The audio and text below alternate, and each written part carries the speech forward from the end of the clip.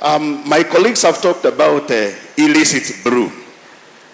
When there is a lot of illicit brew in your location or sub-location, everyone will be on your neck. The DC will be on your neck. The CC will be on your neck. But when you work hard and finish, nobody gives you a commendation. Isn't it fair that when you have worked so hard and there is no more illicit brew, at least you get a letter in your file saying you have done a good job? That will be good. It's a morale booster. On the issue of motorbikes, me have a completely different idea. A 50-year-old chief, you give him a bike every day, you are only shortening his life. Is it possible that the chiefs can be given a kitty, the government can come up with a kitty, where at least you're given 200,000 from the government? Because even the motorbikes, we maintain them ourselves. There is no government cent. So that we get 200,000, you get a car, so that you run around as the government of the Republic of Kenya.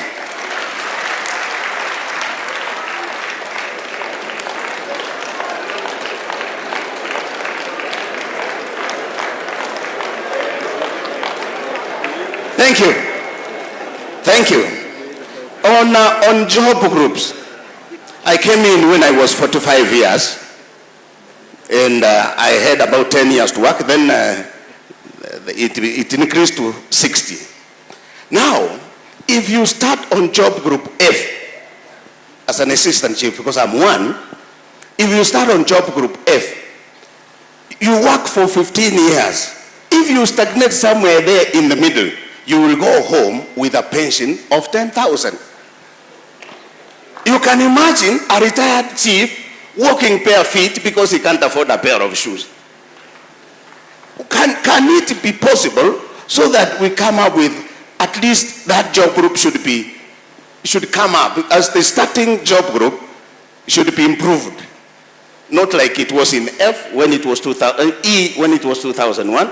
Today, 2025, it should be at least in G, so that the assistant chief starts in job group G, and then you move up.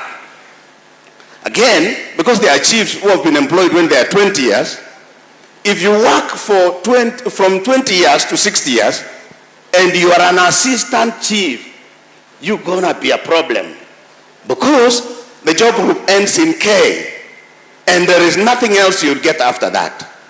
But for the graduate chiefs, because we have several here, in other professions, in the teaching profession, in the police service, like my classmates in the university, today they are chief inspectors of police.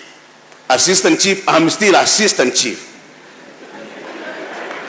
Why don't we have the Ministry of Interior and National Administration also reciprocating? Because I can be an assistant chief, but I'm not in job group G. I'm in job group M. And I will work very well, because an educated chief is a resource for this country. So that many more chiefs will go to school, not only to improve, to become a DO, but to improve your working relationship with the people of Kenya. It's a big resource. There is something we talked about, liquor licensing. Your Honor, we have a big problem in liquor licensing. Liquor licensing is under the county government of Nakuru. But everybody expects the chief to make sure those who are licensed are doing the right thing. Then I'm only suggesting, if it's possible, we can have the chief in that committee, the liquor licensing committee. So that in all fairness, you have known the processes that were taken, you know who was licensed, so that whoever comes in the middle, you know this was not in the list of liquor licensing applications. So that we can do a better job in the liquor licensing field if we have a chief on board. Your Honor, you can imagine an assistant chief or DO or the ACC arrested somebody. You took the changa to the police station, and then the judge says, enda fanya government chemist tujue kama ni chang'aa ama si chang'aa. Kweli kweli, hiyo mtu ya kupika hiyo chang'aa akirudi, chief hawezi ongea because anajua hapo amekufix penye uwezi kumtoa. Tunaomba hivi waziri, sababu wewe pia ni wakili, muangalie hii mambo pale kotini, tusiwe tunawekewa mzigo ya kutipisisha chenye sisi hatuwezi, lakini tusaidiwe ili kuhakikisha kwamba mwenye amebeba chang'aa yake anashtakiwa na anaandikiwa mashtaka inayofaa ili tuweze kumaliza hiki.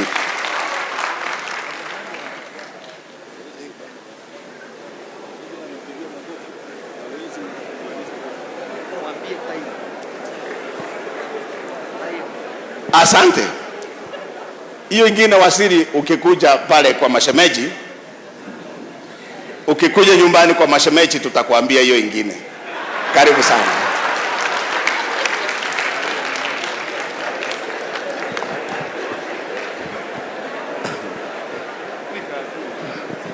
Thank you.